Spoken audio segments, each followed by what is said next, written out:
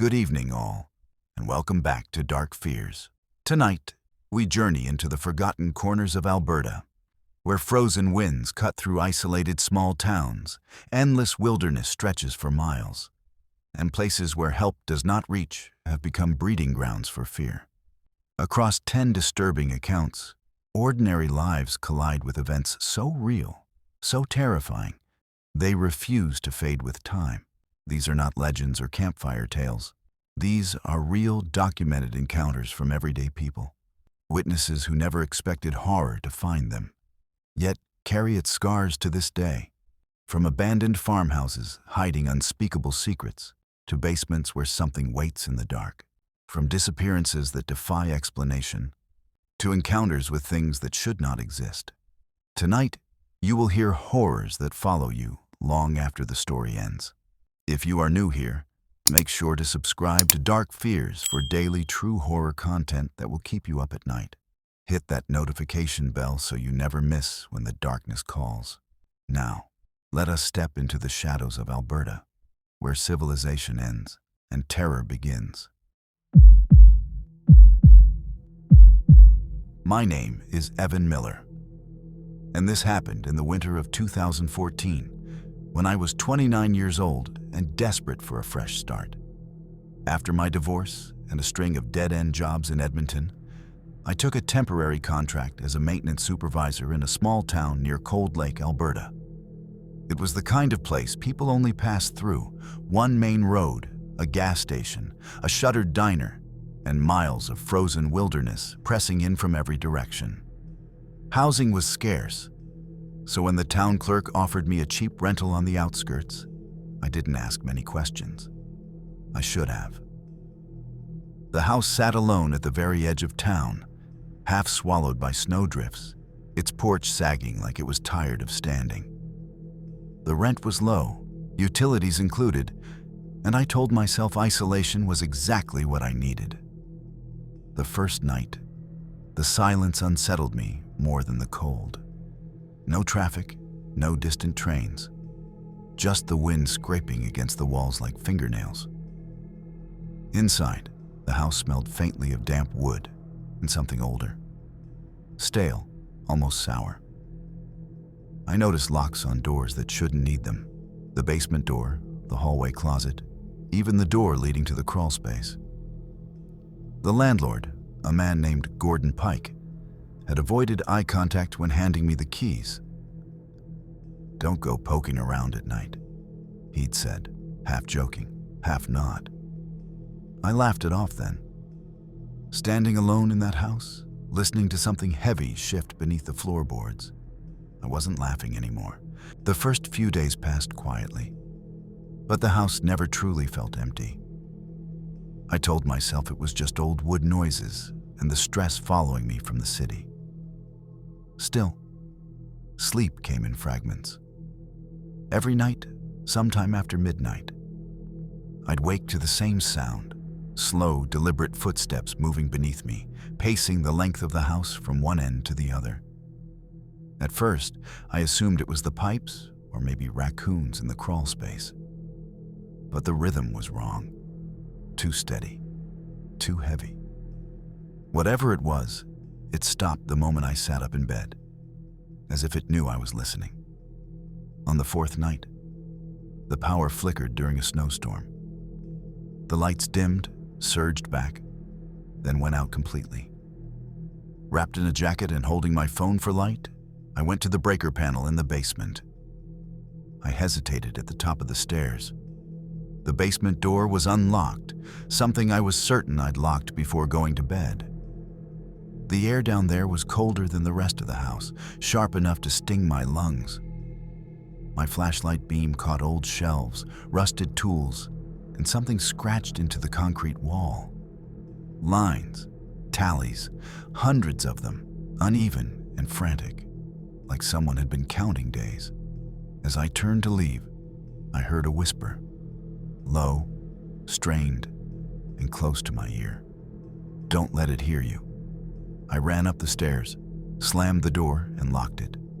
When the power returned an hour later, the basement door was unlocked again. By the end of the first week, Exhaustion had dulled my judgment. I stopped locking the basement door, not out of bravery, but resignation. Every morning, it was unlocked anyway. I started noticing other changes too. Furniture would shift slightly overnight. Chairs angled toward doors. The hallway rug crept closer to the basement stairs, inch by inch, like it was being dragged. At work, I mentioned the house to Lena, a local who handled utilities. Her smile tightened when I told her the address. "People don't stay there long," she said. When I asked why, she shrugged. Cold Lake has a way of keeping secrets. That night, the footsteps returned, louder than before. They didn't pace. They circled my bedroom. I lay frozen, counting each step as it scraped the floor below. 1, 2, 3, then a pause directly beneath my bed. The air grew heavy, pressing on my chest. I swear the mattress dipped, just slightly, as if something leaned upward, listening to my breathing. I fled to the living room and slept with the lights on. At dawn, I found muddy footprints leading from the basement to the back door. They were barefoot, too large, and they stopped inches short of where I'd been sitting. On the wall beside the door, a new tally mark had been scratched, fresh, deep, and bleeding rust-colored dust onto the floor. I confronted Gordon Pike the next day. He listened quietly as I described the noises, the tallies, the footprints. He didn't interrupt. When I finished, he sighed like a man who'd lost an argument years ago. "The house was built over an old access tunnel," he said. "Back when this place was a supply route. People went missing. Winters were unforgiving." I asked him if someone else had keys. His eyes flicked away. "Just don't stay after dark," he muttered. Then he refunded half my rent in cash and told me not to call again. That night, the house felt different. Alert. The footsteps began earlier, heavier, as if whatever lived below no longer cared to hide. The whisper returned, louder now, coming from the vents. "It's awake," it said. "It knows your name." My phone buzzed. A message from an unknown number showed a photo of the house, taken from the tree line behind it. The caption read, "Counting again." The basement door creaked open on its own. From the darkness rose a wet, rasping breath, followed by a sound like fingernails carving stone. I grabbed my keys and ran into the snow barefoot, not stopping until the town lights swallowed me whole. Behind me, something screamed my name. I didn't return to the house that night. I slept in my truck outside the 24-hour gas station, engine idling, headlights pointed toward the road like I was ready to flee at any second. Even there, surrounded by light and noise, I couldn't shake the feeling that something had followed me out of town. Every time a shadow moved near the tree line, my heart jumped. By morning, I convinced myself I needed proof. Something solid before quitting my job and leaving Cold Lake for good. I borrowed a small security camera from work and drove back to the house in daylight. Everything looked harmless again. Quiet. Empty. I set the camera at the top of the basement stairs, angled toward the door, and left a second phone recording audio in the kitchen. That night, I stayed at a motel and watched the feed remotely. For hours, nothing happened. Then, at exactly 2:17 a.m., the basement door opened slowly. The camera shook as something heavy climbed the stairs, only its legs visible. They bent the wrong way, joints popping with each step. The audio crackled. A voice whispered through my phone speaker, calm and patient. 5 left. The feed cut out. My phone battery drained from full to dead in seconds. When I rushed back at sunrise, the camera was gone. In its place, scratched into the wall, were 5 fresh tally marks. I called in sick and packed my things that morning. Every instinct screamed that staying meant dying. As I carried boxes to my car, I noticed the house had gone unnaturally quiet. No wind, no creaking wood, no distant birds. It felt like holding my breath before something lunged. Inside, the tallies covered every wall now. Hundreds of them, thousands, scratched over one another in frantic layers. My name was carved repeatedly between them. Evan, Evan, Evan. Each letter deep enough to splinter the wood. The whisper came from everywhere at once. Almost done, it said, no longer strained, almost gentle. The floor beneath me groaned. A seam split open near the basement door, revealing darkness that seemed deeper than the house itself. I smelled damp earth and rot, like something buried alive for years. A hand emerged, gray, swollen, fingers too long, gripping the edge of the floor. I dropped everything and ran. As I slammed the front door behind me, I heard furious scratching and a scream that echoed from beneath the house, shaking the windows. I left Cold Lake that day and never went back.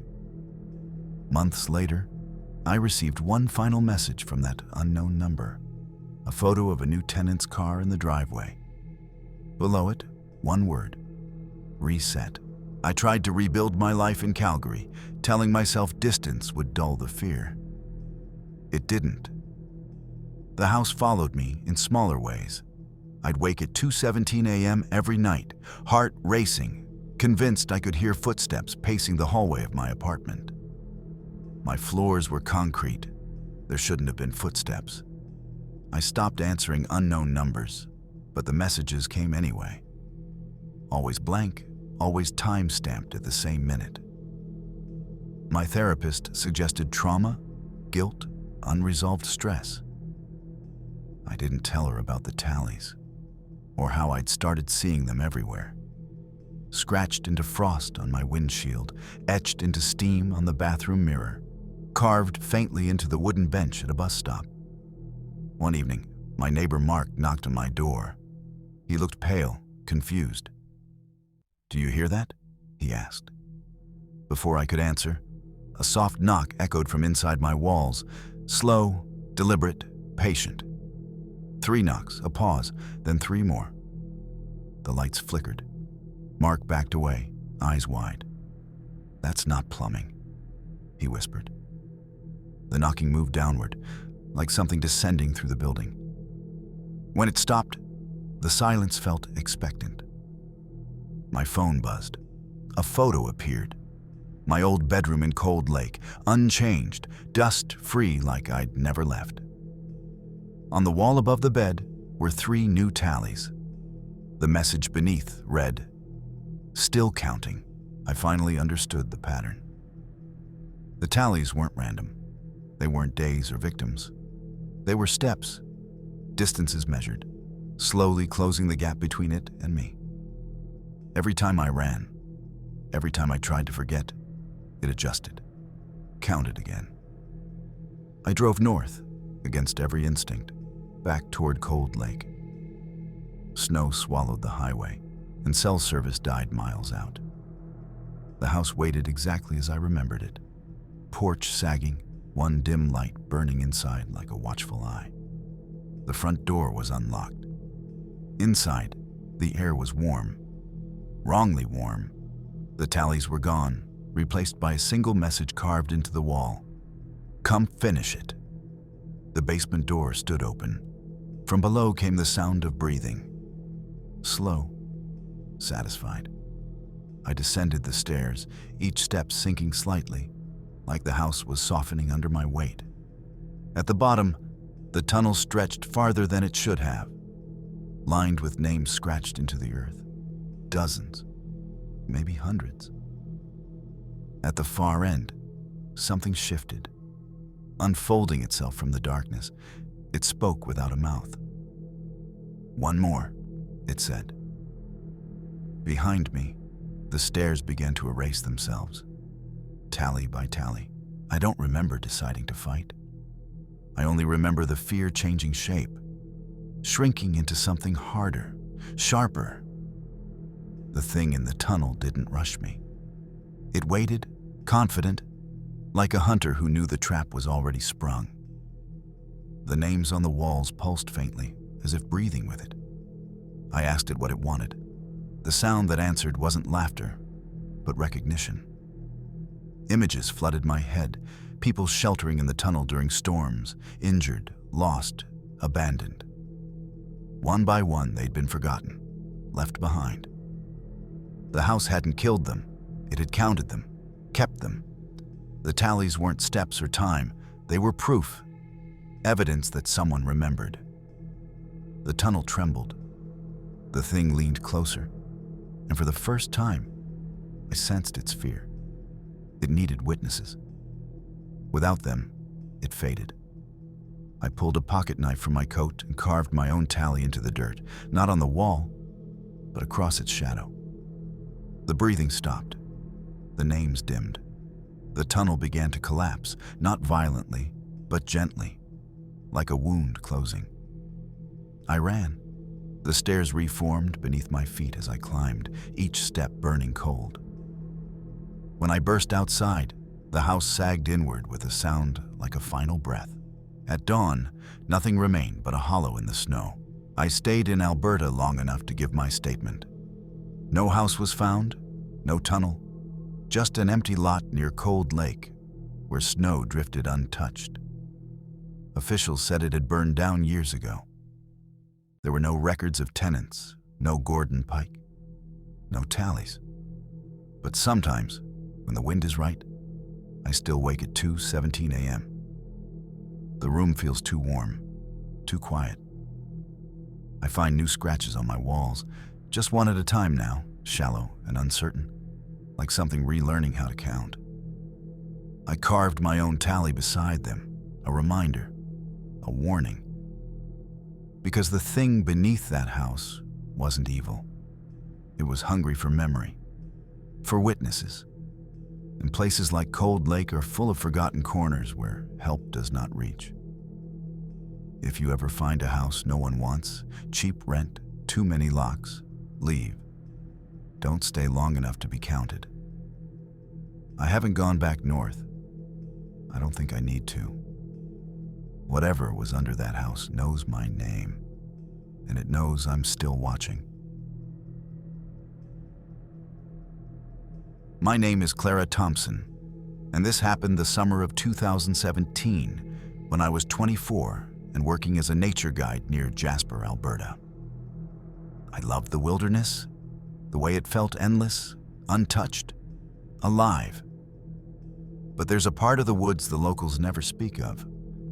A stretch where the trees crowd so close you feel swallowed, and the air hangs heavy with silence that isn't natural. I had been leading a small group of tourists on a backcountry trail when we stumbled upon an old cabin hidden behind thick pines.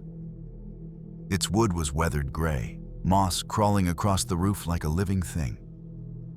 No one remembered seeing it before, and the map showed nothing in this area. Curiosity won over caution. I suggested we investigate, joking that it was probably abandoned by trappers decades ago. Inside, the air was musty, damp and sweet, like decayed leaves mixed with something metallic.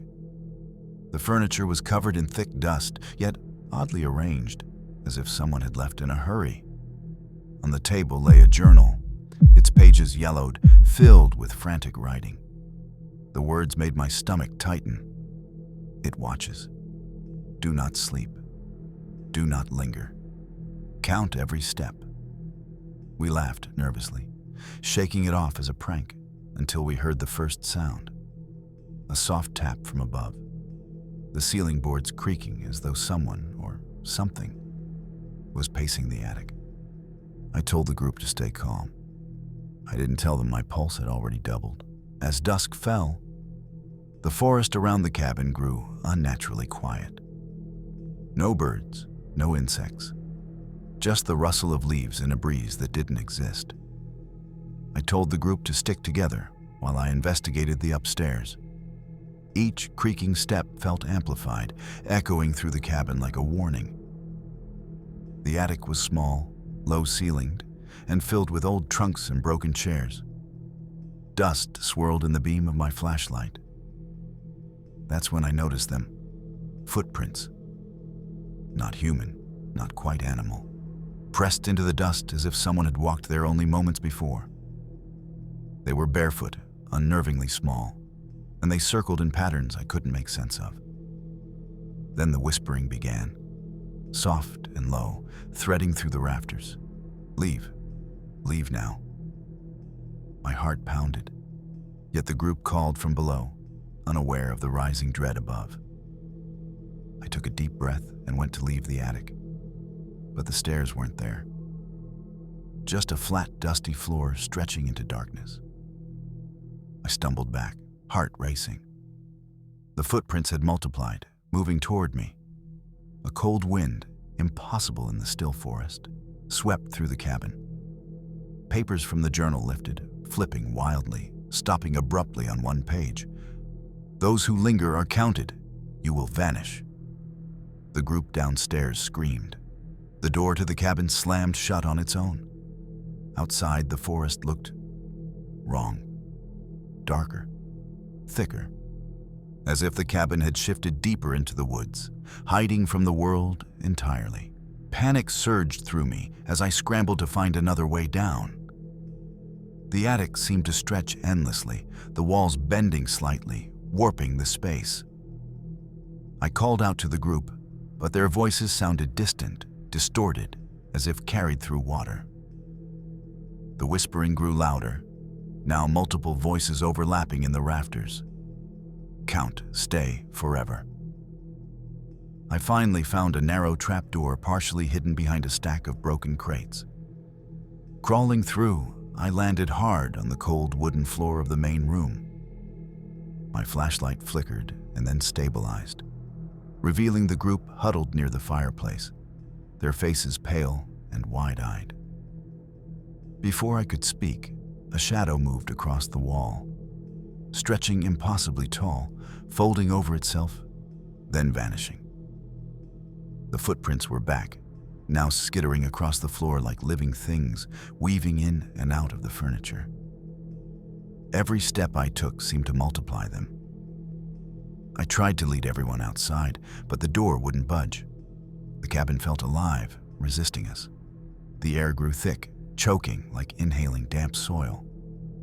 A voice whispered directly into my ear, sharp and cold. You can never leave. Not all of you. The group froze. I realized with growing horror that we were no longer in the same cabin we had entered. The walls, the ceiling, even the view outside had subtly shifted. Jasper woods had swallowed us, and the cabin was the forest's trap. Hours, or maybe minutes, passed. Time had lost meaning. Every window showed only dense, blackened trees, closer than before, as if the forest itself pressed against the cabin. My flashlight flickered again, revealing scratches on the walls, claw marks carved deep, spelling words I didn't understand. The group tried to stay calm, whispering reassurances to each other, but their voices trembled. Then it appeared, not fully, only partially. A human silhouette, impossibly tall, limbs bent at wrong angles, shadowed and writhing. It hovered near the ceiling, watching us, its presence radiating cold hunger. One of the tourists, a young man named Leo, tried to run for the door. The cabin groaned violently, the floorboards bending, tripping him. A wind surged, slamming him backward. He screamed, then silence, sharp and sudden, echoing unnaturally. I grabbed a chair to defend him, shouting at the thing. It didn't move, only observed. Then, faintly, I heard scratching, hundreds of tiny nails scraping the walls. It seemed the cabin itself was counting us, measuring, deciding who would vanish next. I knew then that the only way to survive was to understand the rules it followed, and fast. I tried to think logically. The journal had warned about being counted, but what did that mean? Who or what was counting? The shadow remained still, observing us like a predator evaluating prey. I realized that panic only made it stronger. Fear was its fuel. I turned to Lena, one of the tourists who had experience with wilderness survival. "We need to move together," I whispered. "Step by step, in silence. Don't let it hear your heart." The group nodded, shivering, gripping one another's hands. We edged toward the back of the cabin, every footstep deliberate. The floor beneath us groaned and shifted, almost as if resisting our movement. The scratches on the walls seemed to move, lines elongating and curling in ways that made my stomach churn. I counted my breaths aloud, hoping that voice would drown out whatever whispers were lurking. Then I saw them. Small figures, pale and humanoid, emerging from the shadows of the corners. They moved with jerky, unnatural motions, their eyes black voids. Each step they took left tiny footprints, which immediately multiplied, as if the cabin itself had learned how to reproduce them. The shadow above stirred, stretching downward, and the figures froze. The air pulsed with anticipation. I realized they weren't human. We had crossed into something that didn't belong in this world, and every moment we lingered increased the chances that we would be counted next. Suddenly, the shadow lunged, not toward us, but downward into the floor. The entire cabin trembled as if the structure itself had become alive. A low, resonant hum vibrated through the walls, pressing against our chests, making it hard to breathe. I grabbed Lena and shouted for everyone to stay close. We moved in a tight circle, avoiding the spots where the figures had appeared. Each step felt rehearsed, measured, as if the floor beneath us was a giant counting device. I realized the only way to survive was to outsmart it, to disrupt its pattern of counting.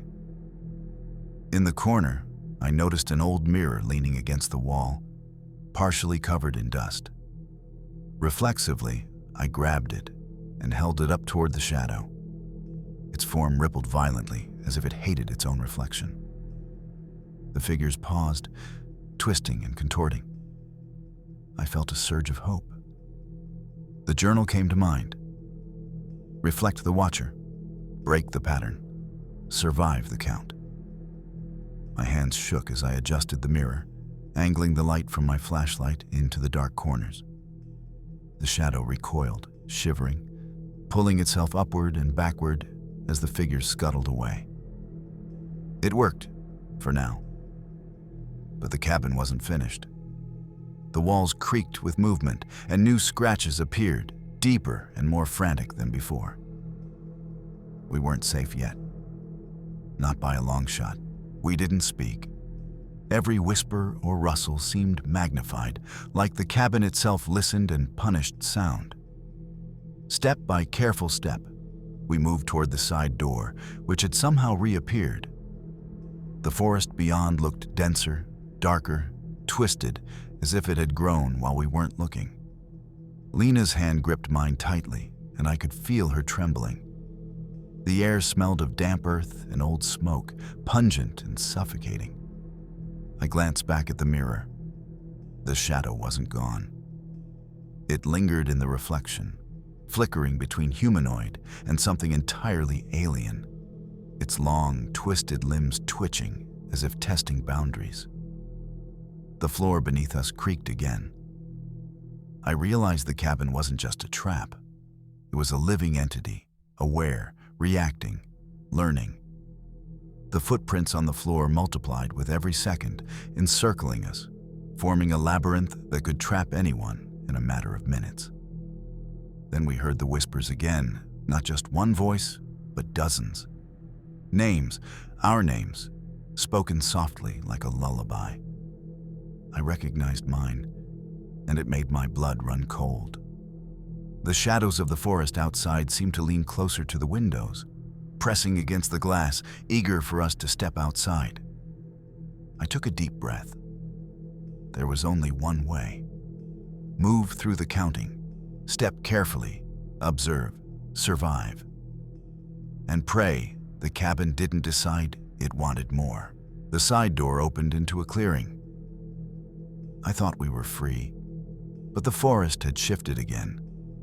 Trees in impossible positions, shadows crawling along their trunks. The ground beneath our feet felt springy, almost alive, as if the earth itself was testing our resolve. Suddenly, one of the tourists, Harper, tripped and screamed. Beneath her, the soil split open slightly, revealing a faint glowing tally carved into the dirt. It pulsed, counting her. I grabbed her hand and yanked her free, heart hammering. The tally vanished as quickly as it appeared. I realized that the cabin's influence extended beyond its walls. Every step we took, every pause, was being measured. The whispers followed, now counting in rhythm with our heartbeat. 1, 2, 3. Each beat echoing in the air, each step echoing in eternity. We ran, not daring to glance back. Shapes darted between the trees, tall, thin, humanoid, flickering like shadows caught between dimensions. The mirror I carried earlier caught fleeting glimpses of them, revealing eyes hollow and endless. I understood then that escaping this forest wasn't about speed. It was about not being counted, not letting the cabin's gaze fix upon us long enough to record our existence. By midnight, exhaustion clawed at our minds. The forest had swallowed the path we had taken, leaving only a wall of trees stretching endlessly. Every direction looked identical, a looping nightmare that erased our progress. The whispers persisted, now chanting numbers, counting us as we moved, relentless and patient. I stopped for a moment, pressing my hand to my chest. My heartbeat was loud, amplified in the oppressive silence. Lena grabbed my arm, her eyes wide. "It's learning us," she whispered. "It knows how we move, how we breathe. We can't slow down." Ahead, I spotted a faint glimmer, moonlight reflecting off something metallic. It was the mirror, left behind when we had fled the cabin. I grabbed it, holding it high. The shadows recoiled slightly, jerking and flickering like images caught between two worlds. The pale figures paused, circling us at a distance, hesitant. The clearing ahead seemed to shift, forming a narrow corridor through the trees. Each step was calculated, careful, avoiding the dark pulses of energy I could sense beneath the snow and soil. Every whisper counted us. Every reflection gave them pause. I realized that the mirror wasn't just a tool. It was a ward, a fragile boundary against the forest's hunger. We moved together, silent but deliberate, hearts synchronized, hoping each step wouldn't be the one that marked us. At dawn, the forest finally thinned. The cabin was nowhere in sight, vanished as though it had never existed. Trees returned to normal spacing, the underbrush no longer twisted. Exhausted, we collapsed onto the cold ground, sunlight streaming weakly through the canopy. The whispers faded, replaced by silence. But the memory of the counting remained imprinted in my mind, like a rhythm I could not forget. Every now and then, I would catch movement in the corner of my vision, something humanoid, flickering just out of reach. The mirror, now cracked and warped, no longer reflected the shadows. But I keep it, a talisman, a reminder that the forest still counts, that the cabin, wherever it exists, is patient, and that some corners of Jasper Woods are better left undiscovered, places where help does not reach and the line between reality and nightmare blurs. I never returned to guide tours again. I warn hikers who dare stray off the trails, do not linger, do not be counted. And I carry one truth with me always. Some places remember you long after you leave. My name is Ethan Cole, and this happened in the winter of 2015, when I was 26 and working as a freelance photographer in Red Deer, Alberta. I had a fascination with abandoned buildings, places where time stopped and memories clung to the walls like dust. But no building I'd explored prepared me for the old asylum on the outskirts of town. The asylum had been closed for decades, shuttered and forgotten, a hulking structure of brick and rotting wood. Locals avoided it, claiming it was haunted, cursed, or simply best left alone. I ignored the warnings, drawn by the chance to document its decay. The air was bitter, carrying the scent of mold, rust, and something faintly metallic. Inside, the corridors stretched endlessly, peeling paint hanging like tattered curtains. I found patient records scattered across the floors, pages torn and yellowed, filled with names, diagnoses, and notes that grew increasingly erratic over time. Some entries mentioned patients seeing them or counting in the dark. I laughed nervously, assuming it was the ramblings of the insane. Then I heard it, a whisper echoing down the hall, low and deliberate. "Do you see us?" My pulse quickened. The sound had no source, yet it seemed to come from everywhere at once. I turned the camera on, flashlight cutting through the darkness, and noticed movement in the corner of the frame. Shadows shifting unnaturally, elongating, folding against the walls. That's when I realized this asylum didn't just house the past. It remembered it, and it had noticed me. I moved cautiously down the main corridor, the wooden floorboards groaning under my weight. Each step echoed like a warning, bouncing off the cracked walls and empty rooms. The smell of decay grew stronger, mixed with the faint metallic tang of old blood, or maybe rust. I tried to tell myself it was just the building, but my instincts screamed otherwise. The patient records I had collected lay scattered on the floor. I picked one up, flipping to a page where the writing had grown jagged, frantic. The last entry read, "They are counting again. The shadows have names. They will come for me if I linger." My stomach churned. A soft shuffle echoed from the end of the hallway. I froze. My flashlight beam caught a figure at the corner, tall, thin, leaning at an impossible angle, barely visible in the shadows. When I raised my camera, it wasn't there anymore, but the air carried a heavy, cold presence, as if someone had just exhaled right beside me. The whisper returned, closer this time. "Stay. Count. Stay." My hands shook. I wanted to leave, but something compelled me forward. The further I walked, the more the walls seemed to close in, narrowing the corridor, stretching the shadows. It wasn't just the asylum that was alive. It was aware, watching, waiting. And I had just stepped into its tally. I pressed on, heart hammering, each step careful and deliberate. The hallways twisted unnaturally, doors leading to rooms I hadn't passed before, though I was sure I'd memorized the layout. The shadows seemed to move in sync with me, stretching and twisting along the walls as if they were alive, breathing. In one room, I found the old therapy chamber. Rusted restraints hung from the walls, stained with a dark, crusted residue. The air smelled thick, suffocating. I noticed tally marks etched deeply into the floorboards, hundreds of them, overlapping, chaotic. I realized they weren't just marks, they were records, each one counting a patient, a visitor, someone who had lingered too long. A whisper slithered from the dark corners. Another one. Another to remember. I turned sharply, flashlight swinging across the room, but there was nothing. Only the tall, thin shadows retreating just out of reach. I tried to leave the room, but the door slammed shut on its own. My pulse spiked. The building itself groaned as if responding to my fear. I could hear faint footsteps pacing above me, though the upper floors had collapsed decades ago. Panic began to creep in, but I forced myself to breathe. I knew one thing.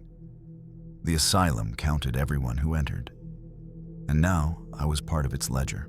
I finally forced the door open and stumbled into another hallway. The shadows followed, pooling near the walls, shifting with each of my movements.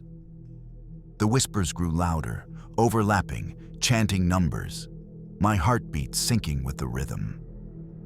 I entered what appeared to be a common room. Broken furniture was scattered across the floor, and old patient belongings were strewn everywhere. One item caught my attention: a small, hand-carved wooden box. Inside were photographs of people: patients, staff, visitors, faces distorted, eyes blacked out. Taped to each photo were tally marks, fresh, overlapping, almost as if someone had updated them recently. A shiver ran down my spine. I realized the asylum wasn't abandoned. It remembered. It counted. And every visitor was added to its records, waiting to be claimed or forgotten. Suddenly, the shadows coalesced at the far end of the room, forming a tall, faceless figure. Its presence radiated patience and malice. I froze, gripping my camera like a shield. The whispers rose to a crescendo. Count, count, count. I ran, following the twisted hallways, but the building had already changed. Doors led to nowhere. Stairs folded back on themselves, and every step seemed to push me deeper into its labyrinth. I stumbled into what seemed like the nurses' quarters. Beds were overturned, sheets yellowed and stiff, and walls were scarred with more tally marks, chaotic and deep. Each mark seemed to thrum faintly, vibrating like a pulse. My stomach churned. The asylum wasn't just haunted, it was alive, keeping track of everyone who had ever crossed its thresholds. I found a diary on one of the beds, brittle pages filled with frantic entries. One line stood out: "If you hear the counting, don't run. You must move together, in rhythm, or it will take you." I glanced around. The shadows were moving faster now, flickering along the walls, converging in corners. Then I heard it. Footsteps, slow and deliberate, echoing from the collapsed upper floor. No one else was up there. My flashlight flickered as the whispering intensified. "They are here, counting. You are next." I gathered the group, 3 other explorers I had convinced to join me, and whispered instructions from the diary. "Step carefully, move in unison, and do not let the shadows focus on you individually. Every breath, every heartbeat, every step mattered." As we inched forward, I realized the asylum didn't just remember, it reacted. It counted us as we moved, adjusting, learning. And the longer we lingered, the closer the shadows crept. We reached the central hallway, a vast space filled with broken lockers and collapsed ceiling beams. The shadows moved with intelligence now, guiding us, or perhaps hurting us. The air was thick and humid, heavy with the scent of decay and iron. Every instinct screamed to flee, but the diary's warning kept me steady. A faint scratching sound drew my gaze to the walls. Hundreds of tally marks had appeared overnight, overlapping and deep. Among them, new symbols seemed almost alive, writhing subtly. I felt a cold brush against my neck, like a hand that wasn't there. One of the explorers, Mara, froze in terror. Her name appeared faintly scratched into the floor beneath her feet. I grabbed her hand and pulled her forward. The shadows reacted instantly, bending and twisting toward us as if angered by our movement. We edged past a partially collapsed staircase, hearts synchronized, counting silently with each step. I realized then that the asylum fed on attention, on fear, on hesitation. The shadows weren't mindless, then they were hunters, and we were their prey, slowly being recorded into the asylum's ledger. Every move mattered. Every misstep could be the last. We reached what appeared to be the main atrium, a cavernous space where light from broken windows barely illuminated the decaying grandeur. The shadows had multiplied, now flickering along the walls like living ink. Every movement we made caused them to writhe, stretching and folding unnaturally. I noticed an old grand clock on the far wall, frozen at 3:33 a.m. Its pendulum didn't swing, yet the tick-tick of my heartbeat synced perfectly with the counting whispering from every corner. Names murmured in hushed, urgent tones. The tally marks seemed to pulse with life, drawing our attention. Suddenly, a figure darted across the atrium floor. It was humanoid but grotesque, limbs too long and thin, crawling like a spider when it reached corners. Its eyes were black hollows, and it paused, staring at us before vanishing into the shadows. I grabbed my camera and snapped a photo. The flash revealed dozens more figures, frozen mid-motion, faces hollow, bodies contorted. They had been hiding in plain sight. The asylum wasn't abandoned. It had collected souls, storing them in shadows and whispers, all waiting to be counted. I knew our only chance was to keep moving, silent, deliberate, in perfect rhythm. One misstep, and the counting would claim us. We edged toward the far stairwell, our breathing shallow, synchronized with the silent rhythm we created. The shadows grew restless, swirling around our legs, creeping up walls, pressing against our periphery. Every sound amplified. A dropped pebble would have meant death. In a corner, I glimpsed a large mirror cracked and leaning against the wall. On impulse, I held it up toward the shadows. The figures recoiled violently, writhing in confusion. I realized the asylum reacted to reflections as if it feared seeing itself, disrupting its counting. Mara stumbled and nearly fell. Her name appeared etched into the floor beneath her boots, glowing faintly as if alive. I grabbed her hand and whispered, "Keep your focus. Don't let it count you." Each step became a meditation, a dance to avoid recognition. The stairwell ahead seemed endless, warped, stretching into darkness. But the mirror offered guidance, a temporary shield. The shadows flinched with every reflection, granting us fleeting control. I understood then. To survive the forgotten asylum, one had to move like it expected, but never give in fully. Hesitation, fear, or distraction would mean being added to its ledger forever. By now, exhaustion and terror had fused into a singular, almost mechanical focus. Every step was deliberate, every breath calculated. The hallway ahead twisted unnaturally, walls stretching and contracting as if the building itself was breathing. The whispers grew louder, overlapping in frantic cacophony, chanting numbers that synced disturbingly with our heartbeats. I spotted a door that seemed slightly ajar. Beyond it, the faint glow of the morning sun filtered through broken windows. Hope surged, but instinct told me to proceed carefully. The shadows seemed to sense our intent, flickering and multiplying along the walls, pressing forward as if to herd us back into the asylum's depths. Inside the room, the tally marks on the floor had formed concentric circles, a trap for the unwary.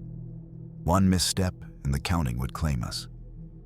The mirror I carried reflected faint humanoid shapes writhing within the shadows, but it offered guidance, showing safe paths through the lethal labyrinth.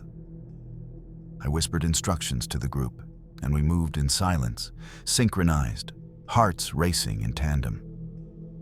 Every step was a victory, every safe breath a miracle. The asylum was alive, intelligent, and patient. But we were surviving, just barely. As we neared the far window, I knew the hardest part was yet to come. leaving the asylum's influence entirely without being counted. Finally, we reached the far side of the building. The morning sun broke through shattered windows, illuminating the decay and dust in sharp relief. The shadows recoiled, retreating into corners, reluctant to leave their hiding places. The asylum had counted, it had observed, but it had not claimed us yet. The mirror, now cracked and warped, reflected a hallway that seemed impossibly long, and the tally marks appeared frozen, almost lifeless. But I knew they were waiting, patient and persistent, for the next intruder. We stumbled outside, into the crisp red deer morning. The asylum loomed behind us, silent and still, or at least it seemed so. Every instinct screamed that it remembered us, that it would never forget the rhythm of our hearts and the steps we took. I never returned to photograph abandoned buildings again. I warn others who dare wander into forgotten places. Some buildings don't just hold memories, they collect them, and they count you in ways you cannot escape. And I carry one truth with me always. The forgotten asylum of red deer never forgets a soul that lingers too long. My name is Sophie Daniels. And this happened in the summer of 2018 when I was 23 and had rented a secluded cabin on Clearwater Lake, Alberta, for a solo writing retreat. I loved the lake, its calm surface, the gentle lapping of water. But this particular cabin had a dark energy that even the cheerful rental listing couldn't hide. The locals had warned me not to stay too late at night, telling hushed stories about strange lights, whispers, and people vanishing near the lake. I dismissed them as legends, a combination of overactive imaginations and the isolation of small-town life. But as soon as I arrived, I felt it, a subtle, chilling unease. The air smelled damp and metallic, and the silence around the cabin felt heavier than it should. Inside, the cabin was quaint, rustic, and surprisingly clean, though there were signs of previous residents' abrupt departures. A chair tipped over, dishes stacked oddly, and a journal left open on the counter. Its pages were yellowed, with frantic writing about shadows by the water and things that watched from the tree line. That first night, I heard it. A faint, rhythmic tapping on the window, like someone or something was counting each heartbeat I tried to ignore. When I shone my flashlight outside, there was nothing. Just the still lake reflecting the moonlight and the dark silhouette of the forest. A whisper followed me as I settled into bed. Stay. Don't leave. Be counted. I woke in the middle of the night to a soft creaking from the floorboards. At first, I assumed it was the cabin settling. But then I noticed the faint outline of footprints in the dust leading from the back door to the lake. They were small, barefoot, and impossibly precise. Like someone had walked slowly, deliberately, measuring each step. Heart racing, I grabbed my flashlight and camera, stepping outside. The air was colder than it should have been for a summer night, and mist hovered above the water in unnatural swirls. The footprints stopped at the shoreline. The lake was perfectly still, except for tiny ripples that spread outward from an unseen point. Then I heard the whisper again, soft and sibilant. You are late. They are watching. I spun around, flashlight scanning the tree line, but only darkness stared back. My own reflection in the lake caught my eye, and for a moment I swore it wasn't quite mine. The shadows along the water twisted and shifted, forming shapes that weren't human. I backed toward the cabin, but the door slammed shut before I could enter. The tapping on the windows grew louder, rhythmic, counting. It was no longer random. It was deliberate, like the forest and lake itself were marking me. I realized then that I wasn't alone, and whatever was here had been waiting. I spent the rest of the night huddled in the cabin, trying to convince myself that it was all imagination. By morning, the footprints outside had vanished, leaving the dust smooth and unbroken. But the unease lingered. The lake looked normal in the sunlight, yet I felt eyes on me from the tree line, a persistent, invisible gaze that refused to blink. Determined to continue my writing retreat, I set up my laptop near the window. Every time I looked up, shadows danced just beyond the glass. I noticed faint scratches along the doorframe, fresh as if someone or something had been testing the locks.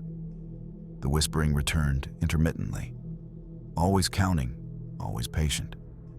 In the afternoon, I decided to explore the surrounding woods. The trees were thick, the paths twisting and looping in ways that didn't make sense. Every so often, I'd find small, crude carvings, numbers etched into bark, partially obscured by moss, like the forest itself had a ledger. The air carried a faint metallic scent, chilling against the summer heat. As the sun dipped, I realized the lake wasn't just a lake. It was a mirror. Sometimes, the reflections in the water didn't match reality. I caught glimpses of figures standing behind me that vanished when I turned. By the time I returned to the cabin, I knew that my retreat had turned into a nightmare, and the lake had already begun to count me. That night, the whispering became constant. It seeped into the cabin through the walls, floorboards, and even the windows, soft and deliberate. 1, 2, 3. Stay, count. My flashlight flickered as I scanned the room. The shadows had thickened, pooling in corners and along the ceiling beams, crawling just out of reach. I ventured outside to confront the source, but the lake had changed. Its calm surface rippled with shapes that didn't belong. Humanoid forms, thin and elongated, hovering just below the waterline. They weren't swimming. They were watching, their eyes empty voids. I tried to take photos, but the camera malfunctioned, lens fogging instantly as if the water had seeped into the electronics. A sudden splash behind me made me spin. Nothing. But the ripples continued to radiate, synchronized, like the lake itself was counting my movements. I backed toward the cabin, only to see footprints form instantly behind me, vanishing when I turned. The forest and the lake were alive, tracking me, marking me, deciding how I would be remembered. I realized I couldn't stay still. The counting demanded motion, demanded attention. Hesitation meant being claimed. And yet, every step forward felt like stepping deeper into its grasp. I tried to rationalize my fear, convincing myself it was just my mind playing tricks. But then I noticed something impossible. The lake's reflection didn't match reality. The trees bent unnaturally, the cabin appeared tilted, and faint figures moved within the water, standing upright as though observing me from below the surface. Determined to survive, I gathered supplies and planned a route through the surrounding forest, hoping distance from the lake would break whatever connection it had over me. Every step was calculated, careful, but the whispers followed relentlessly. Count, count, don't stray. The sound seemed to synchronize with my heartbeat, amplifying my anxiety with each beat. I stumbled upon a clearing with old, weathered markers, numbers scratched into the earth and small wooden posts. It became clear that past visitors had been here, their presence recorded, preserved, and perhaps punished. I felt an overwhelming sense that the lake and the forest were in league, observing and tallying every action. I gripped my camera and flashlight like lifelines, moving in rhythm with the whispers, trying to predict their patterns. But no matter how carefully I walked, I could sense the water's surface and the forest floor calculating, always one step ahead. The realization hit me. I wasn't just being watched. I was being added to the ledger, becoming part of an unseen, malevolent tally. By nightfall, exhaustion had set in, but I knew I couldn't stop. The lake's whispers grew louder, now a chorus counting my every move. 4, 5, 6, stay, counted. The air had turned cold, the mist thick, wrapping around me like fingers pulling me closer. I noticed a faint glow on the far shore. An old boathouse partially submerged and half hidden by fog. Hoping it would offer refuge, I moved toward it, every step measured to avoid drawing the shadow's attention. Each crack of a branch underfoot echoed loudly, as if the forest and lake were mocking me, marking each heartbeat. When I reached the boathouse, I discovered more carvings. Names, numbers, and tally marks etched deep into the wood. Some appeared fresh, others faded with age, a timeline of people who had ventured here and had been counted. I realized I was now just another entry, my name silently recorded by the lake and forest alike. From inside, the boathouse's shadows stretched and warped unnaturally. I could see movement in the water, humanoid forms shifting and approaching slowly. The whispers intensified, urging me to move, to stay, to survive. Every motion mattered, every breath risked my inclusion in the ledger. I understood then. To survive Clearwater Lake, one had to move with the counting, never breaking rhythm, never hesitating, and always watching the shadows. The boathouse offered little comfort. The shadows outside had multiplied, coalescing into forms that were almost human, but warped, elongated, their faces voids of darkness. They watched silently, moving in patterns I could almost anticipate, but never fully understand. Every time I paused, the whispers counted me, growing louder, insistent. 7, 8, 9, don't stop. I discovered a small, cracked rowboat tied to the dock. Desperation forced me to climb in, hoping to reach the far side of the lake. As I paddled, the water resisted, ripples forming in unnatural opposition, as if the lake itself sought to control my movements. Figures rose just below the surface, pale and gaunt, following me in eerie synchrony. The trees lining the opposite shore warped in the reflection, branches twisting into impossible angles, creating shadows that seemed to stretch for miles. I realized that the lake wasn't confined. It extended the forest, bending reality, counting me with each stroke of the oars. My pulse quickened. But I forced myself to breathe, to focus, to move in rhythm with the whispers. Every step, every stroke, was a negotiation with the malevolent presence surrounding me. The lake was patient. It could wait. But I couldn't. Survival meant moving precisely, deliberately, in sync with the counting. Hours passed, the night thick and unending. The whispers persisted, now layered with new voices, faint echoes of past visitors who had been added to the ledger. 10, 11, 12. Counted. The counting had become a living rhythm, inseparable from the lake itself. Ahead, the far shore finally appeared. Relief surged, but so did fear. The shadows were clustering there, waiting, like predators at the edge of a clearing. My reflection in the water shifted unnaturally, showing not only me but the silhouettes of figures behind me, extending and elongating into the darkness.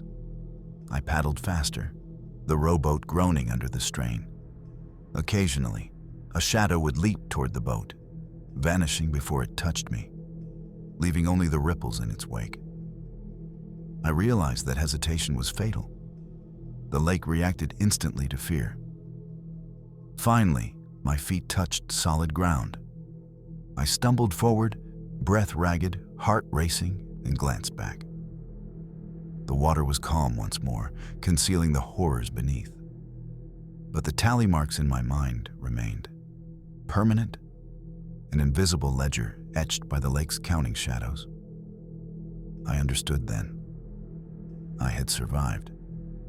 But Clearwater Lake had claimed a part of me, an indelible mark that would never fade. I reached the tree line beyond the lake, thinking I was finally safe. But the whispers followed me still, now layered and urgent. Counted. Counted. Counted. Each word carried weight, a reminder that the ledger was never complete, and the lake and forest were patient, always waiting for the next mistake. The path twisted unnaturally, as if the woods themselves were reshaping to keep me within view. Faint glimmers of light reflected off water droplets on leaves, creating the illusion of eyes following me. Hundreds of them, unblinking and relentless. My flashlight flickered, and I caught glimpses of shadowed figures just beyond the beam, moving in a synchronized, predatory rhythm. I stumbled into a clearing with a small, abandoned dock. Old carvings etched into the wooden planks formed numbers and initials, some fresh, some weathered. I realized that the people who had ventured here before me were all part of the same ledger, their presence recorded and preserved by the lake. Every instinct screamed to run, but I knew that to survive, I needed to move deliberately, in rhythm, and never stop. Hesitation would allow the lake to claim me, like it had so many before. The shadows weren't just watching, they were counting. Finally, dawn broke, washing the forest in pale, gray light. The whispers receded, leaving a tense silence that was almost worse. The lake's surface was still, hiding the shadows beneath, but I could feel the weight of its attention, an invisible ledger permanently marking me as a survivor. And yet, part of its collection. I stepped back onto the dirt road leading away from the cabin, heart still racing, knowing that the lake's counting eyes would follow me in memory, if not sight. Every step was a cautious negotiation. The forest and water had patience far beyond human understanding. I never returned to Clearwater Lake.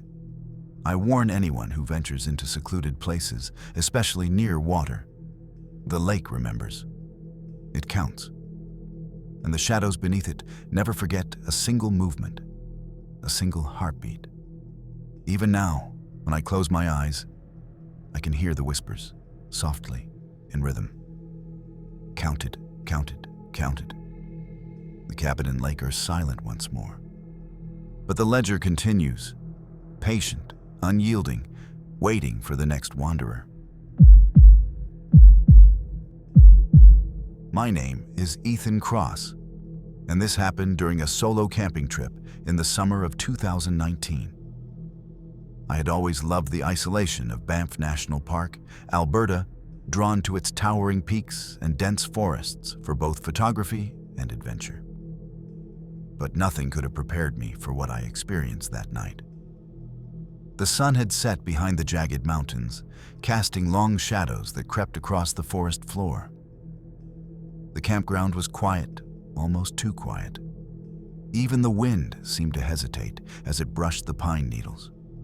I set up my tent and started a small fire, trying to shake off the uneasy feeling settling in my chest.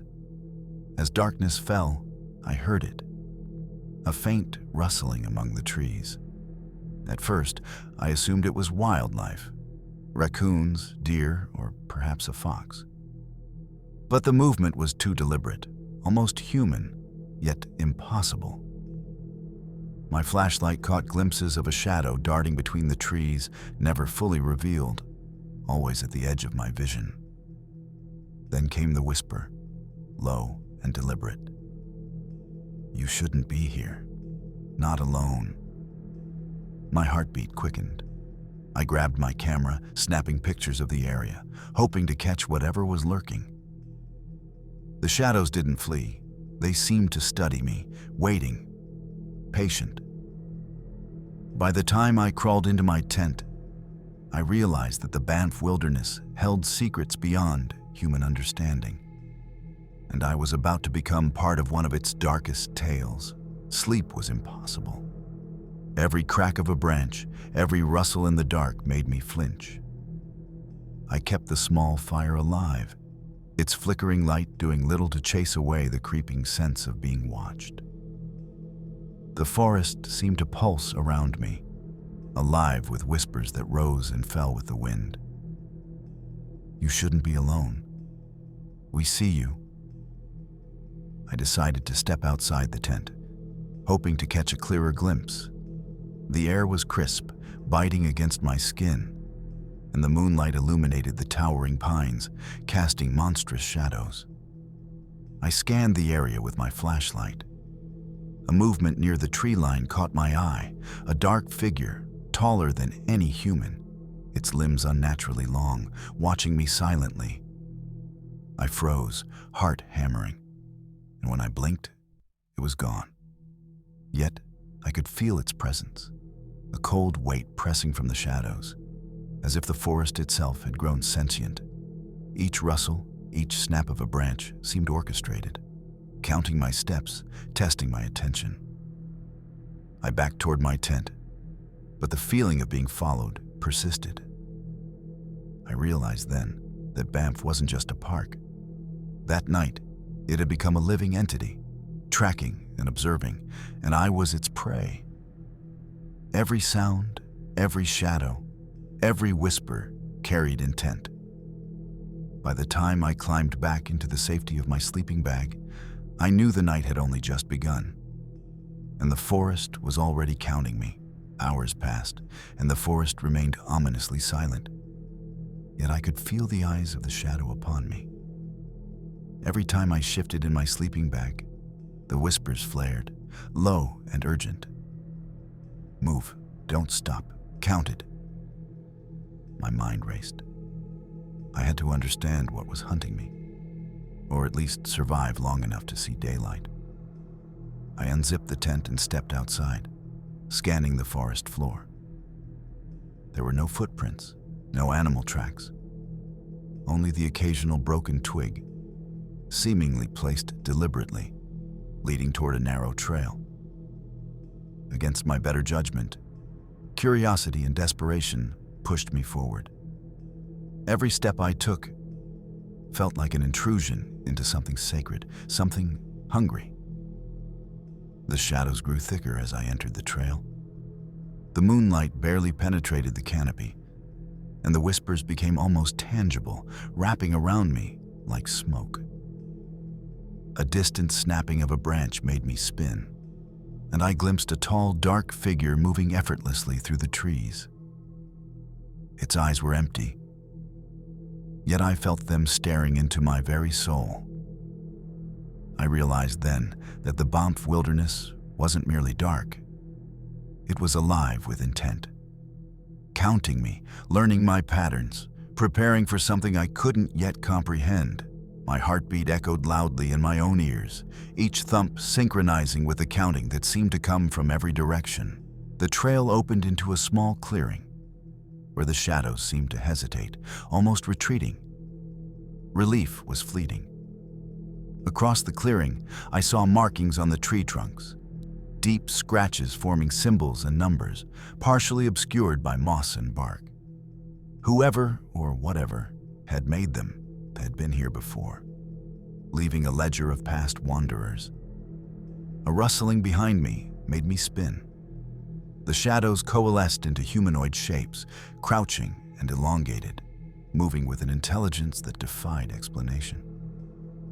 My flashlight flickered, illuminating faces that weren't quite human, their hollow eyes reflecting my panic. The whispers rose again. Counted. Counted. Counted. I realized that hesitation would be fatal. I couldn't run blindly, yet I had to move. Following the faint path, I synchronized my steps with the rhythm of the whispers, forcing myself to walk deliberately.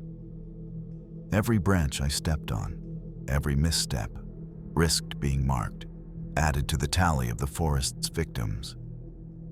The clearing seemed endless, stretching beyond the reach of the moonlight. The shadows weren't merely observing, they were teaching, testing, waiting for me to fail, to become part of the ledger etched into every tree and whispered across the canopy. By the time I reached the edge of the clearing, exhaustion had set in, but the shadows and whispers showed no mercy. The forest was patient, each movement I made meticulously observed.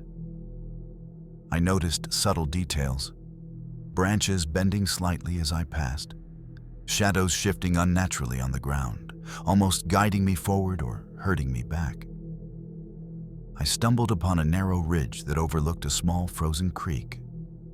The moonlight glinted off the ice, reflecting elongated silhouettes that didn't belong to me. Figures moved just beneath the surface, pale and humanoid, their presence sending icy dread through me. Every instinct screamed to turn back, but the whispers urged me onward. Move, count, survive. I clutched my camera and flashlight, recording everything, trying to maintain control over my panic. Each flash revealed more figures, standing silently, blending with the forest, yet exuding a consciousness that chilled me to the bone. The whispers weren't random. They were counting, predicting, testing. I realized the forest wasn't merely a location, it was a sentient observer, a collector of wanderers, and I was now firmly in its tally. Survival meant moving carefully, following the rhythm, and never breaking from the counting. One wrong step, one hesitation, and I would be added to the ledger like countless others. Hours passed, and the forest seemed to stretch endlessly. Every direction looked the same, trees looming like silent sentinels. The whispers had become relentless, a layered counting that synced with my racing heart. 13, 14, 15. Counted.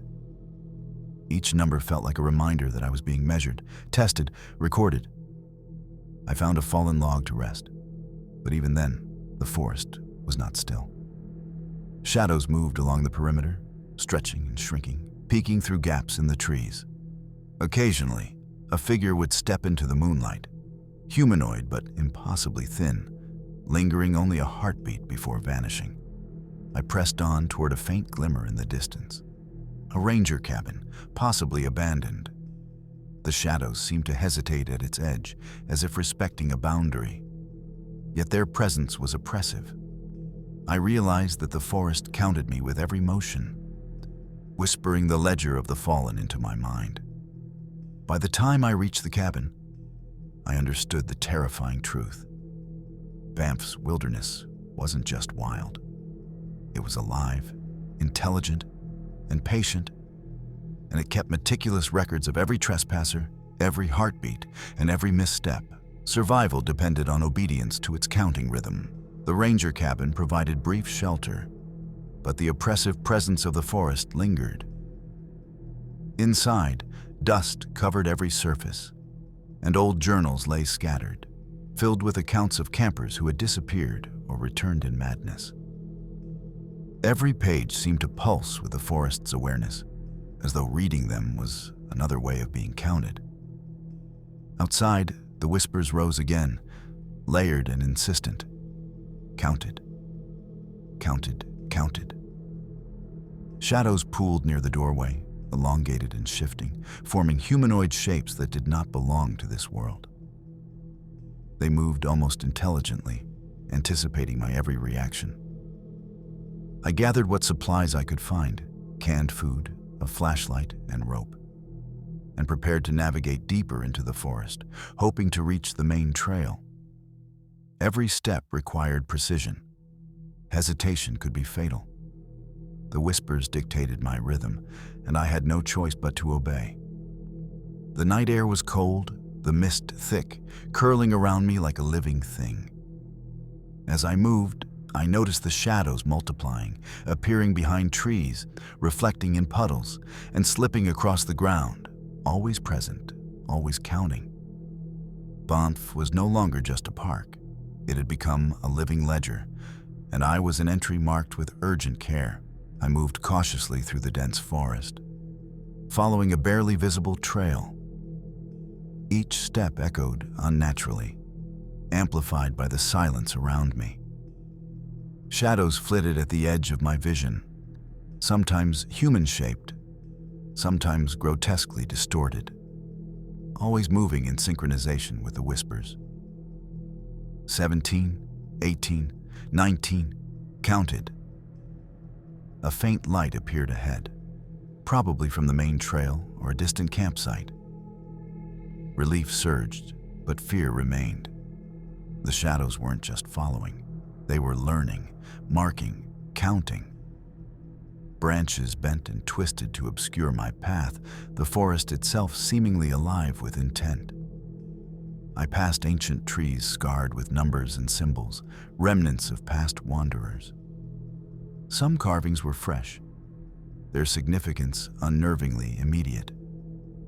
The whispers pulsed with urgency, driving me forward, dictating a rhythm I had no choice but to follow. Every motion mattered. Every breath risked my inclusion in the forest's ledger. The night had become a deadly test of awareness, patience, and obedience.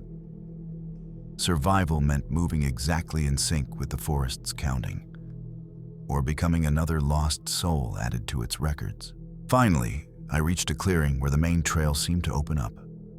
Relief washed over me, but the whispers continued, layered and unrelenting. Counted, counted, counted. The forest wasn't done. Its ledger was still active, recording my every step, my every hesitation. The shadows moved with fluid grace, appearing and vanishing at the edge of the moonlight. Branches bent unnaturally, creating the illusion of figures approaching from every direction. I realized the forest itself had become a predator, patient and intelligent, with every element conspiring to mark me in its tally. I stumbled across remnants of old campsites, tents, ash from fires, and carvings etched into tree trunks. Each site whispered a story of someone who had failed, someone who had been counted and forgotten. I understood then that the forest was merciless. It didn't care who you were, it only cared about whether you survived its tests. I forced myself to move in rhythm with the whispers, steps precise, breath controlled. Every misstep risked inclusion in its ledger. The Banff wilderness was alive with intent, and it wasn't done with me yet. Dawn finally broke, casting pale light over the forest and dissipating the mist. The shadows faded, but the whispers lingered, faint yet insistent. Counted, remembered, waiting. I stepped onto the main trail, my legs shaking, heart racing, knowing the ledger was permanent. I never returned to that section of Banff. Even now, the memory of those elongated shadows, the counting whispers, and the intelligence behind the forest haunts me. The wilderness wasn't just wild. It was a sentient entity, meticulous in marking every visitor, patient beyond human comprehension. I survived, but I carry the record of the forest within me. Every rustle, every shadow, every whisper reminds me. Banff counts. It watches. And those who enter its depths alone may never truly leave. Even now, I hear the echoes of the whispers at night. Counted, counted, counted. My name is Lena Thompson, and this happened during a hiking trip in the summer of 2020. I had always loved the solitude of Jasper National Park, Alberta, drawn to its sweeping valleys and rugged peaks. But nothing could have prepared me for the encounter that would haunt me for years. The day started normally. The trails were quiet, and the air was crisp with the scent of pine. I carried a small backpack with essentials and my camera, hoping to capture the park's natural beauty. As I ascended a narrow path near a remote ridge, The sunlight dimmed unexpectedly, filtered through a heavy canopy of clouds that rolled in with unnatural speed. Then I saw him, or it. A figure in the distance, standing perfectly still, partially obscured by the fog that had begun to creep along the ridge. At first, I assumed it was another hiker, but there was something off. The silhouette was unnervingly still, and despite my calls, it didn't move or respond. A low, whispering voice seemed to drift through the trees, saying, "Don't look back, you're being followed." My heart pounded. I tried to keep my distance, but the figure remained in sight, neither approaching nor leaving. Something about it felt inhuman, its presence stretching the very air around me. I continued cautiously, aware that this trail, normally familiar, had become a corridor of unseen terror, and that my every move was now observed. I tried to convince myself it was just another hiker, lost or resting, but the figure never moved.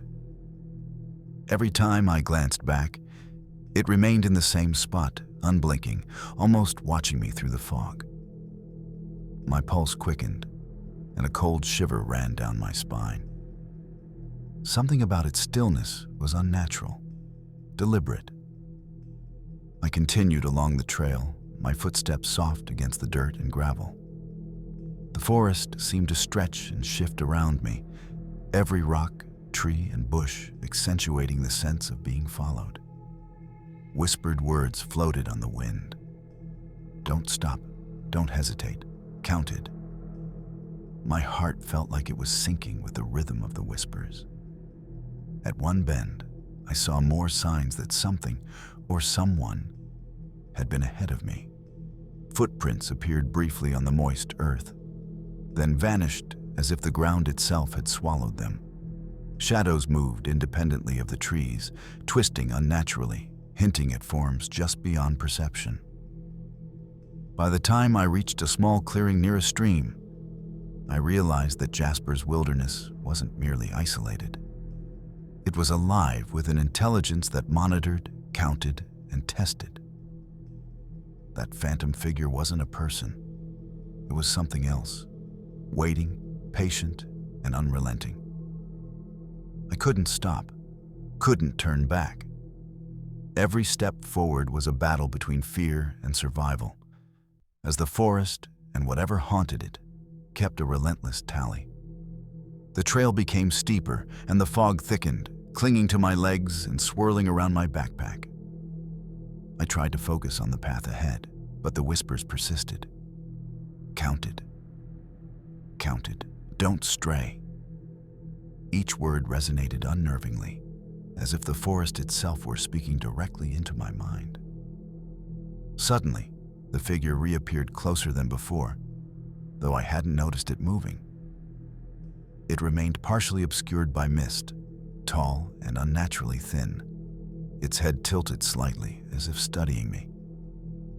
Panic rose in my chest, but I forced myself to breathe steadily and keep moving. Hesitation, I knew, would be fatal.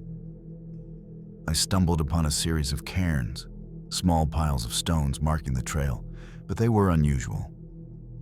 Each one had a single symbol etched into its top stone, unfamiliar shapes that seemed to vibrate in the dim light. The whispers grew louder, merging with the sound of my own heartbeat. The figure remained at the edge of the fog, always watching, calculating, counting. I realized the forest wasn't merely passive. It wasn't just Jasper. It was alive, aware, and patient, keeping a meticulous tally of every visitor who dared enter its depths. Each shadow, each echo, was a measure of survival or failure, and I was already part of its ledger. I paused at a bend, trying to regain composure, but the figure moved closer, gliding across the forest floor without disturbing leaves or debris. My breath caught. Its presence was not just a shadow. It radiated malice and intelligence, observing every motion I made. The trail narrowed, flanked by jagged rocks and twisted trees. My flashlight illuminated symbols carved into the bark, numbers and runes, some fresh, some faded.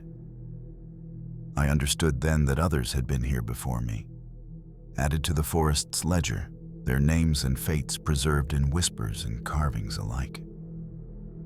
The whispers intensified. Don't look, don't stop, counted. Each word synchronized with my heart, a cruel rhythm I could not escape. The forest seemed to bend reality around me. Branches twisted into unnatural shapes, shadows stretched impossibly long, and the figure always lingered just beyond sight. I realized I had entered a world governed by rules I could barely comprehend. Survival depended on constant motion, constant awareness, and obedience to the rhythm of the whispers. One misstep, one glance too long, and I would be another name etched into Jasper's terrifying tally. As I pressed forward, the forest seemed to close in around me. Every step felt deliberate, calculated, as if the ground itself were aware of my presence. The whispers became more urgent. Counted, counted, move faster, don't falter. My pulse raced in tandem, each beat a cruel metronome guiding me through the mist-shrouded trail. A faint glow appeared ahead, what looked like an old ranger's hut partially hidden behind trees and rocks.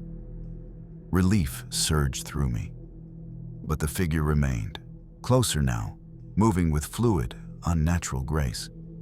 Its eyes, or the void where eyes should be, followed my every motion. The shadows of the trees warped around it, stretching unnaturally, merging with the mist like living tendrils. I approached the hut cautiously. Inside, dust-covered maps and gear littered the floor. Symbols similar to the ones carved into the trees outside were etched into the walls, alongside hastily scribbled warnings. Do not linger. Do not stray. Counted. The air seemed to thrum with tension, and I felt the forest itself pressing against the hut, watching. The figure remained outside, patient and silent, waiting for me to make a mistake. I knew I had to move. Every moment spent stationary was a risk. Jasper's wilderness wasn't just wild. It was alive, calculating, and relentless, counting me with every heartbeat. I left the hut, following the trail that snaked upward toward a ridge. The fog thickened, hugging the ground and curling around tree trunks. The whispers intensified, a layered chant of counting. 20, 21, 22. Counted. Each number resonated deep within me, marking me further in Jasper's ledger. Branches bent unnaturally, blocking some paths while leaving others clear. The forest seemed to guide me, testing my focus and patience. The figure moved silently alongside, never directly confronting me, yet radiating a sense of omnipresence that made my skin crawl. I stumbled across a fallen log and paused, realizing that every misstep, every glance backward, was being recorded. The mist revealed faint footprints around the log, impossible in number and placement, hinting at countless others who had walked this path before me, now part of the tally. With every step toward the ridge, I understood the forest's cruel logic. Survival meant obeying its rhythm, moving precisely in sync with the whispers and never faltering. One wrong step, one hesitation, and I would join the phantom hiker and the countless souls already marked. The ridge opened into a narrow plateau with jagged cliffs on either side. Fog swirled thickly, rolling across the ground like restless spirits. The whispers became insistent, overlapping, as if multiple voices were counting at once. Counted. 23, 24. Stay in motion. I could feel the rhythm in my chest, guiding my movements. The figure appeared closer than ever, just beyond the trees. Its elongated limbs and unnerving posture made it seem almost spectral. as if it existed between this world and another. Every instinct screamed to run, but the trail was precarious, and one misstep could mean a fall or worse. I noticed fresh symbols carved into the cliff's edges, sharp and deliberate, almost screaming warnings to turn back. The whispers harmonized with the carvings, a cruel cadence that insisted I continue. My camera shook in my hands, yet I kept moving, documenting everything, knowing that stopping would make me another entry in Jasper's ledger. I reached the edge of the plateau, the main trail winding downward into a forested valley. Relief was fleeting. The figure remained, moving fluidly, a constant presence at the periphery. The whispers grew louder, faster, counting off my steps and heartbeats. 25, 26, counted, don't pause. Branches reached unnaturally, some forming shapes that resembled hands, others curling into grotesque symbols. Shadows danced in impossible angles, appearing human and stretching beyond human comprehension. The forest had become a living trap, designed to disorient, to test endurance, to ensure that every wanderer was counted. I navigated carefully, following the trail while avoiding roots and rocks, my flashlight beam cutting through the mist. Every time I glanced back, the figure seemed closer, yet never directly approached. It was patient, precise, and unnervingly intelligent. The valley below promised safety, but I knew the forest's ledger followed me. My movements were still measured, dictated by the whispers, each step a negotiation with the unseen intelligence around me. Jasper's wilderness wasn't just a park. It was a predator, eternal and meticulous. As I neared the valley floor, the fog began to thin, but the whispers persisted, now layered and insistent. Counted. 27. 28. Every step felt like a negotiation with the forest itself. Every breath an acknowledgement of its patience and cruelty. The figure remained at the edge of the trail, unnervingly still. Yet I could feel its presence pressing closer with each step. Shadows of trees warped around it, bending unnaturally, sometimes forming humanoid silhouettes that seemed to emerge and retreat in perfect rhythm with the whispers. I stumbled across old remnants of previous hikers, discarded boots, fragments of backpacks, and more carvings etched into tree trunks. Each artifact whispered a silent warning. The forest didn't forget. It counted, recorded, and observed. I was not the first, and I wouldn't be the last. With every step down the trail, I forced myself to move precisely in sync with the forest's counting, knowing that any misstep could make me another permanent mark in Jasper's ledger of the lost. The forest had claimed many before me. Survival required both awareness and obedience. Finally, the main trail opened into the valley proper, and faint morning light began to pierce the trees. The figure and the whispers faded, leaving an eerie silence.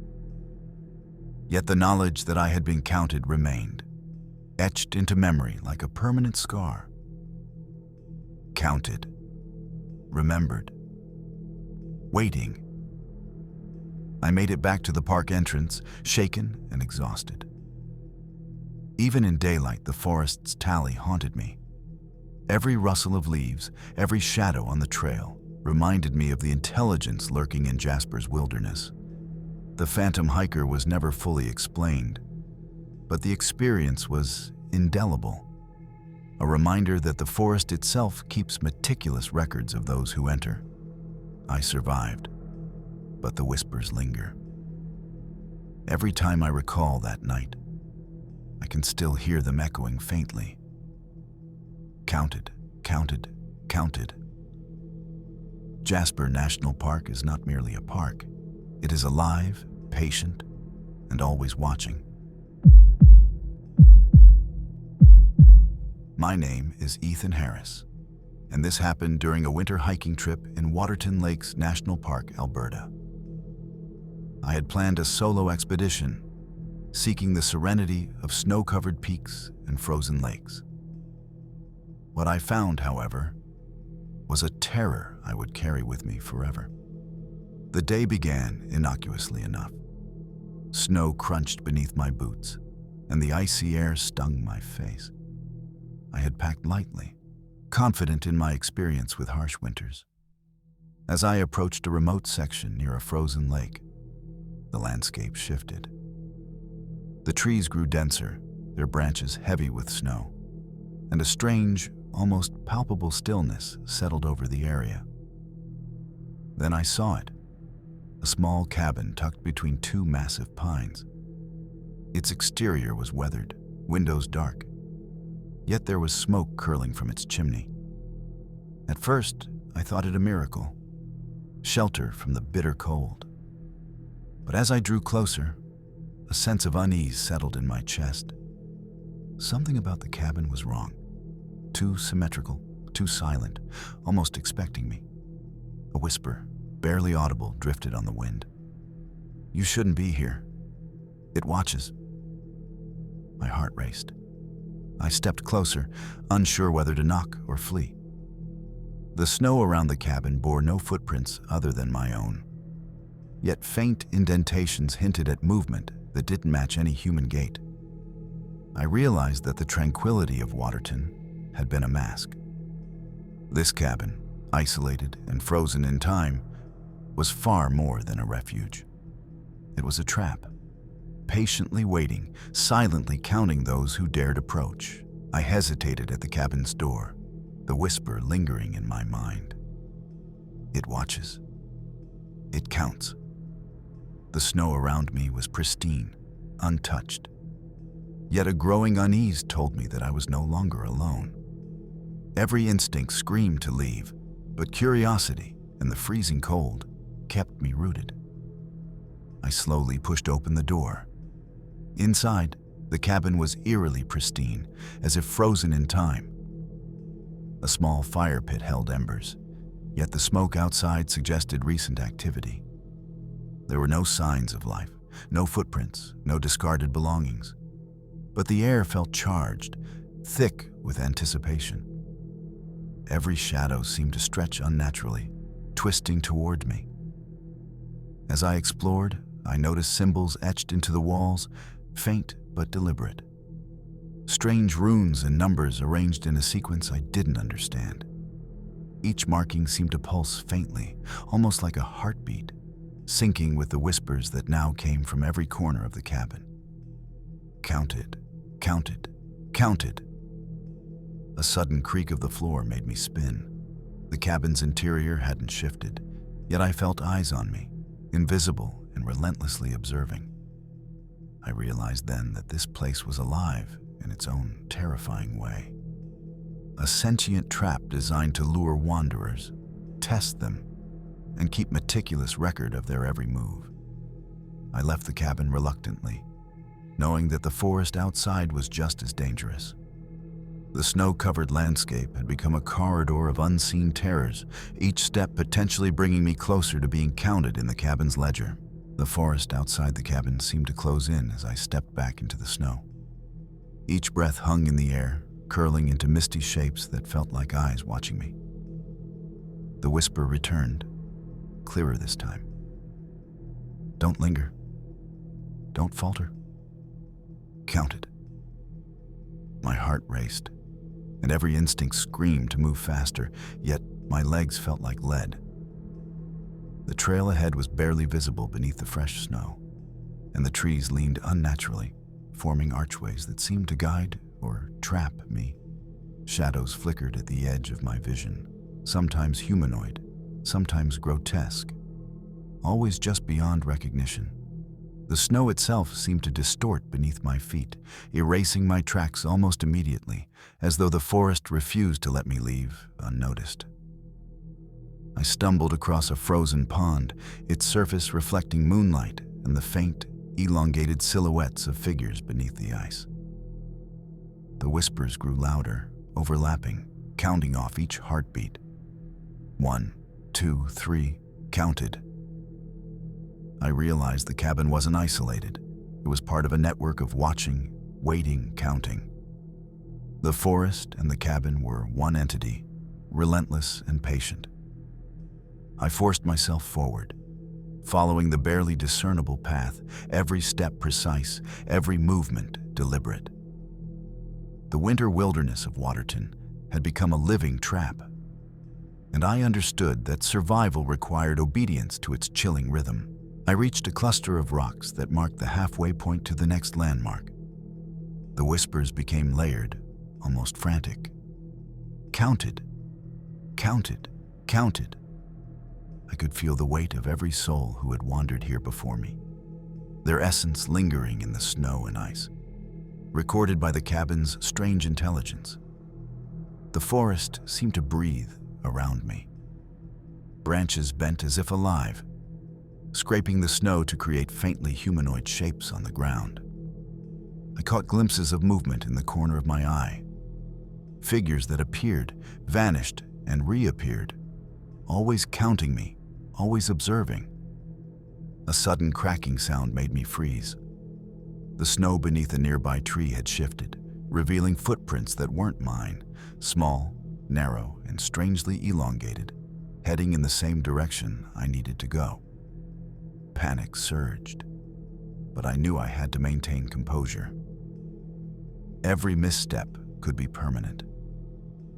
I pressed forward, keeping my flashlight sweeping slowly, documenting each step. The cabin and the forest weren't just traps. They were sentient, patient, and meticulous. Waterton's winter wilderness had transformed into a ledger of lost travelers, and I was being recorded with every heartbeat, every breath, every faltering step. The trail narrowed as I approached a dense copse of pines.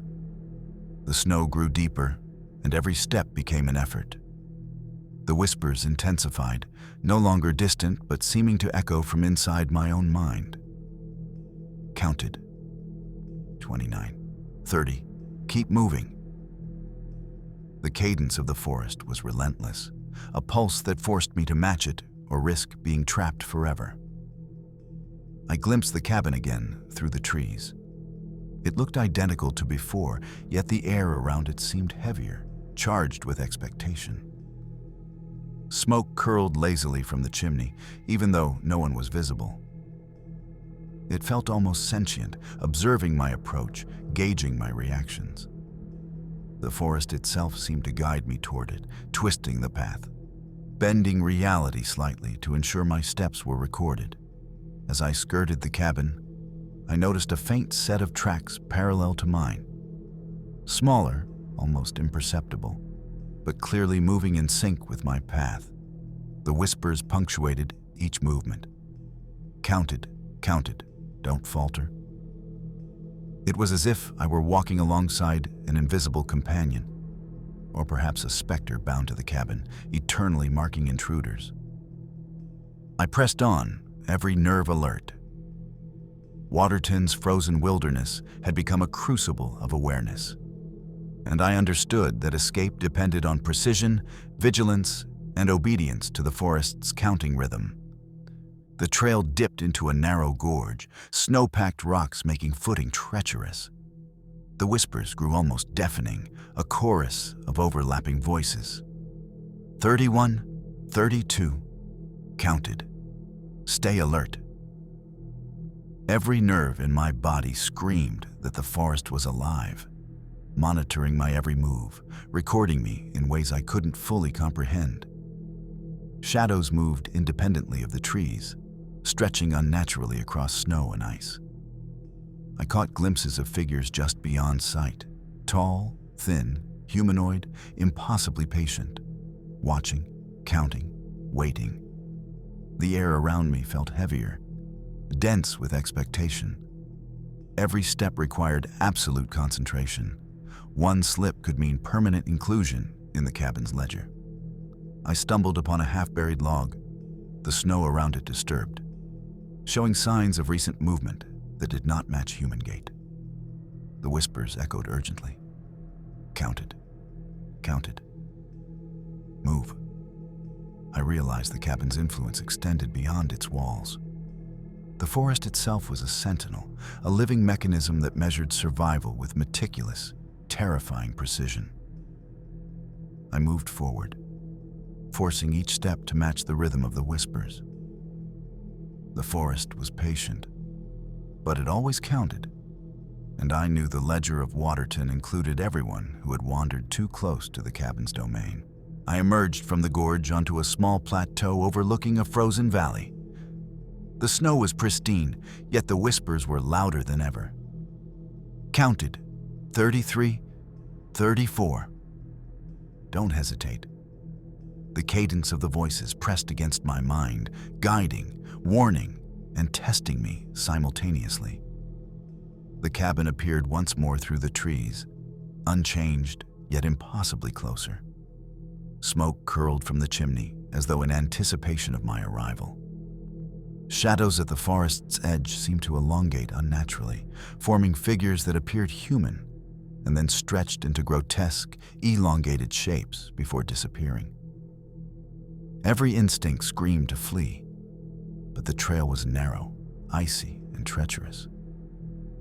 My boots slipped on frozen patches, forcing careful, deliberate steps. The whispers counted each misstep, each pause, reminding me that the forest, the cabin, and whatever watched from the shadows were patient, meticulous, and intelligent. I realized I was no longer alone on the plateau. Faint footprints appeared beside mine, smaller and twisted, as if a phantom companion walked silently in step, observing my every move. Waterton's wilderness was no longer a place of beauty. It was a meticulously alive entity. Counting those who dared enter its frozen corridors, the path descended into a thick grove of pines. The snow muffled my footsteps, but the whispers grew relentless. Counted, 35, 36. Don't falter. Each word synced unnervingly with my heartbeat, forcing me to move faster yet carefully, as the forest seemed to manipulate the trail itself. Shadows twisted unnaturally among the tree trunks, sometimes forming human-like shapes that lingered just long enough to make me flinch. The cabin's influence radiated far beyond its walls. Every branch, every rock, even the mist curling along the snow seemed alive and watching, marking my progress. A faint glow appeared ahead, a reflection from the frozen lake. It beckoned like a promise of safety, yet the whispers warned otherwise. The forest and the cabin weren't done with me. They were patient, intelligent, and methodical, ensuring that every step, every breath, every heartbeat was accounted for. I pressed on, each movement deliberate, knowing that survival depended entirely on my awareness of the forest's rhythm. Waterton's winter wilderness had become a living ledger, and I was at the center of its meticulous, chilling record. The frozen lake spread before me, silver and still under the faint moonlight. The whispers were deafening now, counting off every step I took. Counted, 37, 38, don't stop. My breaths came in short, visible clouds, each puff seemingly captured and recorded by the forest itself. The cabin loomed behind the pines, impossibly close yet somehow out of reach.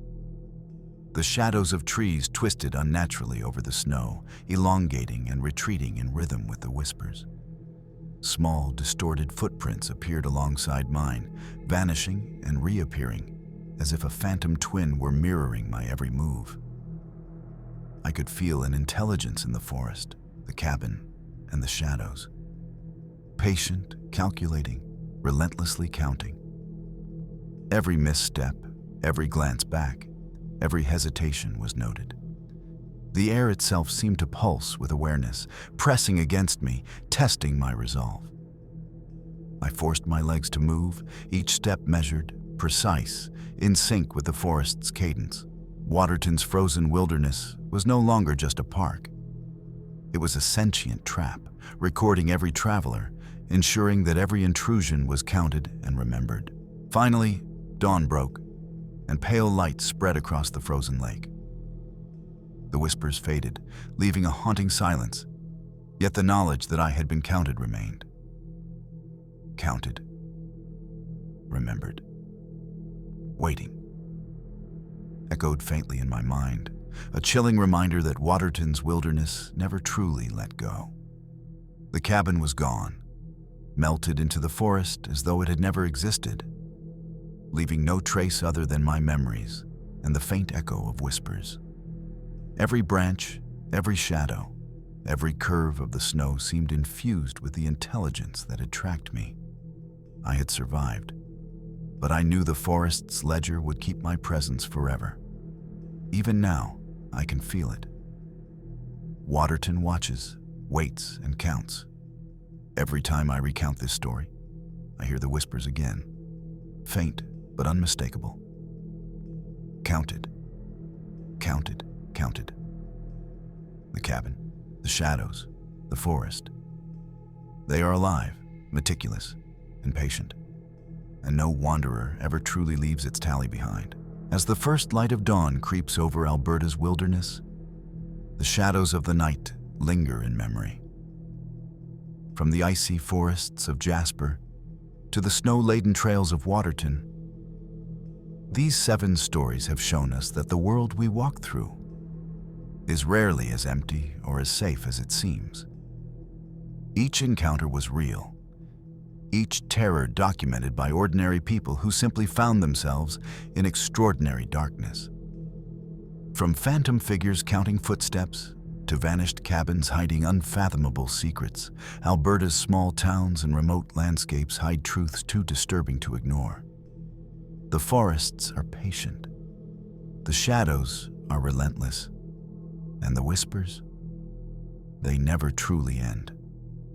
If you felt the chill, the creeping fear, the pulse of suspense in these tales, remember that this is only a glimpse of what lies beneath the surface of our world.